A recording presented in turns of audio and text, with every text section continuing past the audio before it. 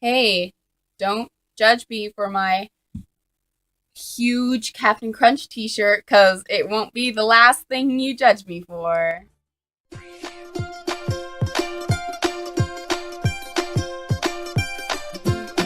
Hi guys. Sorry I didn't post a video last week. I I'm done making excuses. No one cares. Today I'm going to enlighten you all with wonderful stories about all my embarrassing moments. And as you guys know, I don't get embarrassed that often. But when I do, it's usually not a great reason.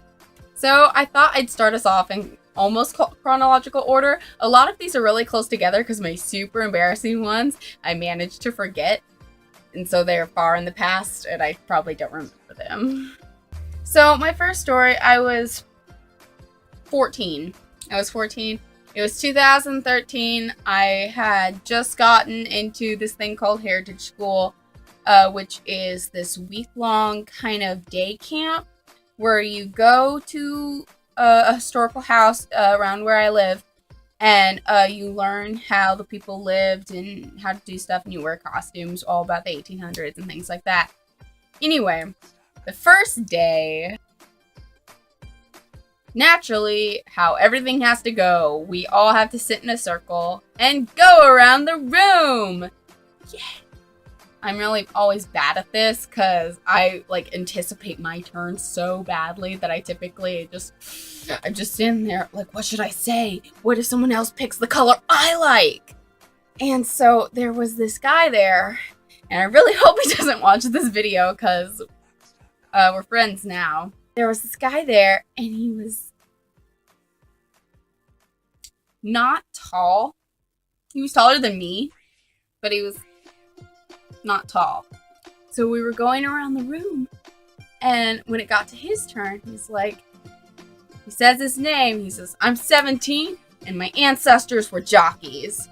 And without thinking, the first day, I'm in a room full of people. I only know 3 of them. There are maybe 28 kids there. I shout, "Oh, that explains it!"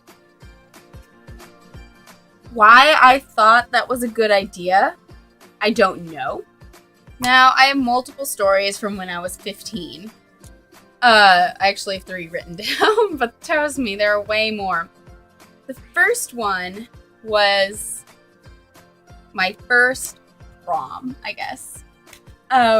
2014, I was going to this thing called Spring Formal with Sam, and we were gonna have a great time. I had my dress. It was vintage. It was from 1940s. I later ripped the whole thing up that night because I danced so hard, which actually brings me to my embarrassing story. I was dancing with a guy I kind of liked at the time, and then I turned around, and then it felt like my foot was caving in on itself. I was getting a cramp in my foot, and it hurt so badly. It felt like my entire body was imploding, and I fell over into the ground just clutching my foot. And I can't remember if I walked over to the stage or someone dragged me, but I'm just there clutching my foot, wincing in pain, and people are coming all around me saying, "Are you okay? Are you okay?" And it was horrible because all these people I liked, including the guy I liked, were surrounding me and watching. My feet were not clean, okay, because I had taken off my shoes and I've been dancing for approximately 8 hours at this point. People were crowding around me. People were bringing me ice packs. My foot was hurting. Everyone was looking at me. My dress was torn, and I was ready to die. This is actually Heritage School Part 2. Yeah, it happened again. We were in the same room, but we were listening to speakers the first day. I was sitting next to one of my best friends named David, and he, at the time he was 12 and I was 15, and the speaker had said something that might have made a 12-year-old laugh. And so David was leaning over to me, like giggling excitedly and like talking about it. And I was laughing because, you know, I'm 15 and I'm 12 at heart.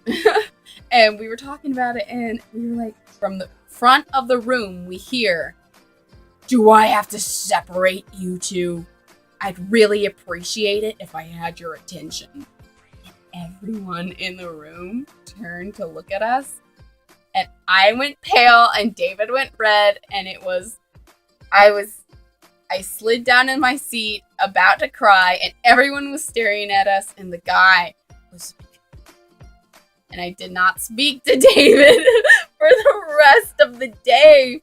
And it was terrifying because I'm one of those kids that's like, I don't care what people say about me. I don't care what they tell me. I just don't care. I can't get embarrassed. And then one adult tells me that I'm disrupting the class and I am ready to just go jump off a bridge. The final one, when I was 15, I had gone to this arcade in our town. So the arcade, we all decided, a bunch of my friends and I decided to go to the arcade. And beforehand, like the day before, I was having an argument online with one of the people I didn't know that well. His name was Justin. And he's like, what do I said, I'll slap you because, you know, I was young, free, independent, 15. And I said, I'll slap you. And he's like, what do I have to do to get you not slap me? And this kid was like, 18. And so I'm like, I jokingly said, bring me mint Oreos and peace tea as a joke. Like, I clarified this later. I'm like, JK, don't do this. He showed up with mint Oreos and peace tea. The peace tea has a huge role in what I'm about to tell you. Sam was talking to me and Nate. You saw him in another video. And she pulls out like her nasal clear thing, and it looked so weird. And the way she was describing it was horrible. And it just sounded so weird and wrong, and I didn't like it. And 15-year-old me thought it was hilarious because I'm immature. And I started laughing so hard. And I spewed peach peace tea all over Nate. And he just stands there, dripping in my pea spit. But we're still friends. How that happened, I do not know.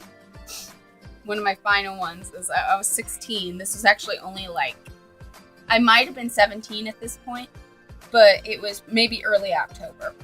I was walking down Sam's street with her we were about to go on a bike ride or something like that.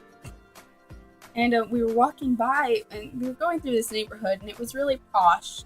Like, they hired people to do their lawn. Like, no big deal. Well, we just have a few statues in our yard. Just weed eat around them. Don't worry about it.